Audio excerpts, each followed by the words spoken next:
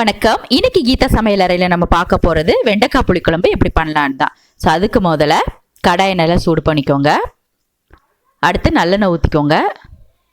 எண்ணெய் காஞ்சதுக்கப்புறமா கடுகு, கொஞ்சம் உளுந்தம்பருப்பு போட்டு நல்லா பொரிய விட்டுருங்க. அடுத்து கருவேப்பிலை, பூண்டு ஒரு 4 எடுத்து குட்டி குட்டியாக கட் பண்ணி வச்சுருக்கேன், அதையும் சேர்த்துக்கோங்க. அடுத்து சின்ன வெங்காயம் கொஞ்சம். ஸோ பூண்டையும் வெங்காயத்தையும் ஆயிலே நல்லா ஃப்ரை பண்ணிடுங்க.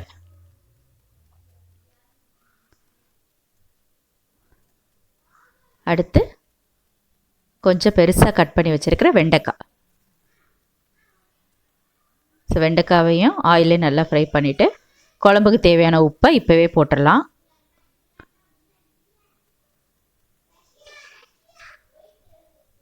ஸோ வெண்டைக்காய் நல்லா வதங்கினதுக்கப்புறமா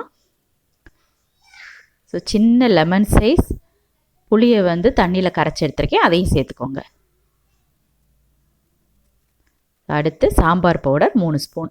சாம்பார் பவுடர் இல்லை அப்படின்னா மல்லித்தூள் 2 spoon, chilli powder 1 spoon, 1/4 spoon மஞ்சள் தூள் போட்டுக்கோங்க.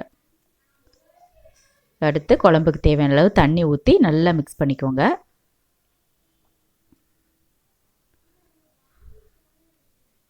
அடுத்து கோகனட் பேஸ்ட். ஸோ உங்களுக்கு கோகனட் பேஸ்ட்டு பிடிக்கலை அப்படின்னா நீங்கள் சேர்க்கணுன்னு அவசியம் கிடையாது, தேங்காய் சேர்க்காமலே பண்ணலாம். நீங்கள் அடுத்து மூடி போட்டு ஒரு 3 நிமிஷம் வேக வைக்கலாம். ஸோ 3 நிமிஷத்துக்கு அப்புறம் பார்த்தீங்கன்னா குழம்பு நல்லா ரெடி ஆயிடுச்சு. ஸோ நல்லா கட்டியாயிருச்சு, வெண்டைக்காவுமே நல்லா வெந்துருச்சு. ஸோ இப்போ ஸ்டவ் ஆஃப் பண்ணிடலாம்.